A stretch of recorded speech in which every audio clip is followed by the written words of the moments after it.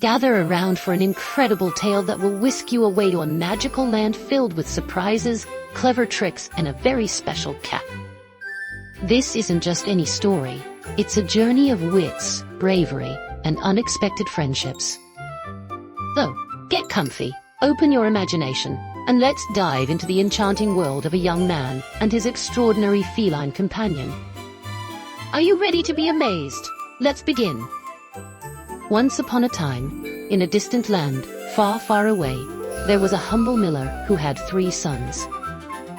This miller worked hard all his life, and when the time came for him to pass on, he left behind his possessions to his children.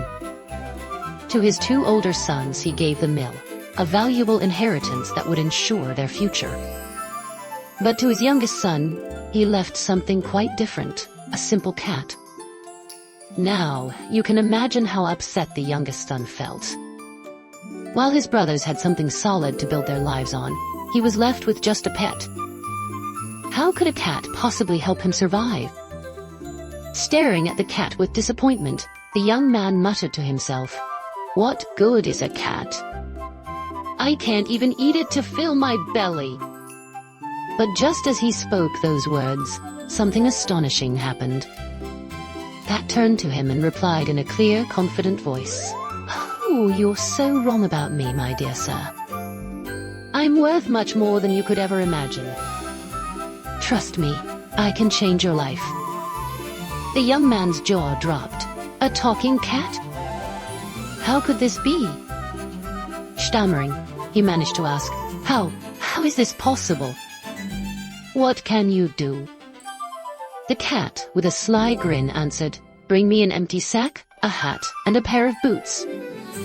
I'll show you exactly what I'm capable of." Though still in shock, the young man's curiosity got the better of him. If this cat can talk, maybe he knows something I don't, he thought. So, he decided to give it a chance. "All right, let's see what you've got," he said, and he quickly gathered the items the cat had requested. The cat, looking quite pleased, put on the hat with a tilt, slipped into the boots with style, and checked himself in a mirror, striking a proud pose. Then, he stuffed a handful of fresh lettuce and a single carrot into the sack and set off on his mission. The cat headed into a nearby forest, where he carefully placed the open sack on the ground with the vegetables peeking out. He hid behind a bush and waited patiently. Soon enough, the sweet smell of the fresh greens caught the attention of a curious bunny rabbit. The little creature hopped closer, unable to resist the tasty treat, and slipped right into the sack. Quick as a flash, the cat darted out, tied the sack shut, and trapped the bunny inside. But instead of taking the rabbit back to his owner, the clever cat had a much bigger plan. He marched straight to the grand castle of the king. At the castle gates, the guards couldn't believe their eyes. A cat in boots and a hat, walking and talking. They immediately escorted him to the king's court. With a deep bow, the cat announced, "Mighty king, I bring you a gift from my master, the Prince of Caraba. He has caught this fine bunny rabbit just for you." The king, both surprised and delighted, accepted the gift with a smile. He had never seen anything like this before, a talking cat presenting such a thoughtful offering. From that day on, the cat, who soon became known as Puss in Boots, made it his habit to bring all sorts of small animals to the king as gifts from the so-called Prince of Caraba. Word of the prince's generosity and wealth spread like wildfire throughout the kingdom. As time passed, the king grew more and more curious about this mysterious prince. One day, he turned to Puss in Boots and asked, "Tell me, is your master young?" Puss replied with a twinkle in his eye, "Oh yes, your majesty, he is young and incredibly handsome." The king pressed further, "And is he wealthy?" Puss nodded eagerly, "Very wealthy, sire. He would be honored to welcome you to his grand castle." The king and queen were thrilled at the thought of meeting this charming prince.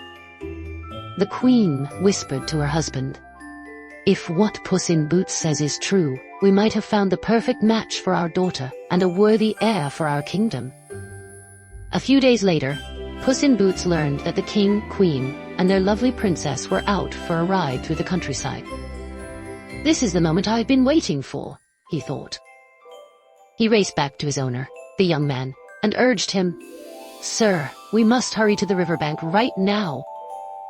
Follow me and don't ask questions." The young man was puzzled, but trusted the cat enough to obey. When they reached the river, which flowed gently about 200 meters from the main road, he couldn't help but ask, "Why are we here? To swim?" "I don't even know how." Puss in Boots chuckled. "Swimming?" "No, sir. It's better if you don't know how. Take off your clothes and get into the water.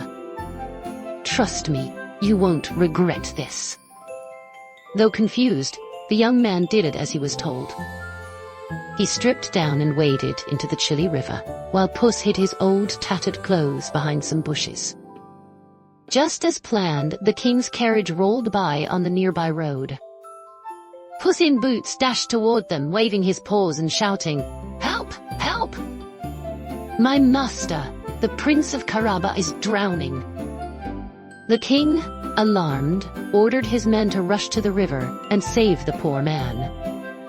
As they pulled the young man from the water, Puss explained to the king, "Thieves attacked us, your majesty. They stole my master's fine clothes and left him with nothing."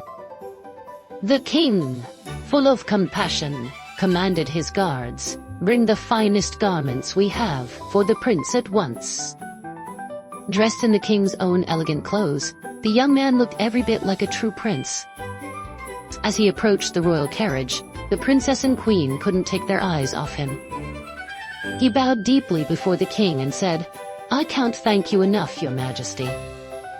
Puss in Boots chimed in, "My master, the Prince of Caraba, would be honored to host you at his castle.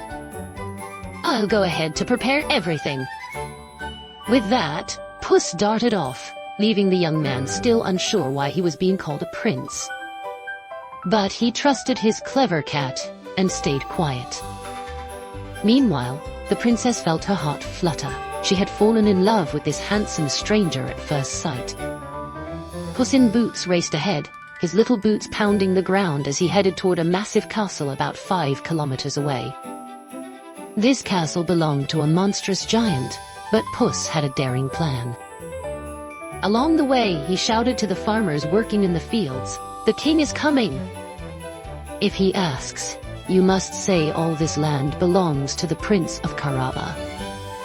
If you don't, the king will punish you." Frightened, the farmers nodded in agreement. Puss repeated this warning to everyone he passed, merchants, shepherds, and villagers alike. By the time the king's carriage rolled through, every single person echoed the same story out of fear. "This land belongs to the Prince of Caraba." The king was astonished. Such vast lands owned by one man? This prince must be incredibly powerful, he thought, growing even happier at the prospect of meeting him. Meanwhile, Puss in Boots reached the giant's castle and knocked boldly on the towering door, which stood at least 4 meters high.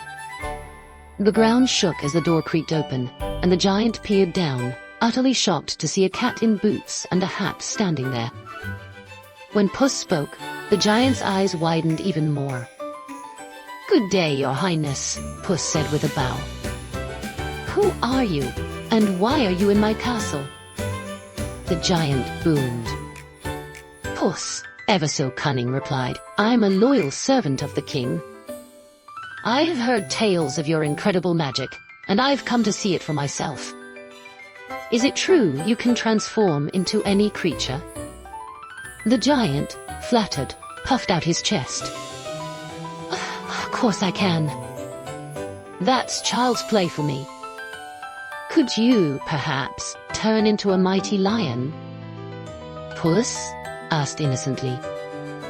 With a roar, the giant used his magic and transformed into a ferocious lion, towering over Puss.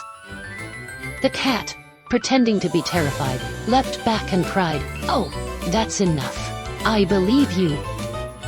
The giant, laughing, returned to his normal form. Puss, stroking his chin, said, "That was amazing. But I bet turning into something tiny, like a mouse, would be impossible for someone as powerful as you." The giant's pride flared. "Impossible?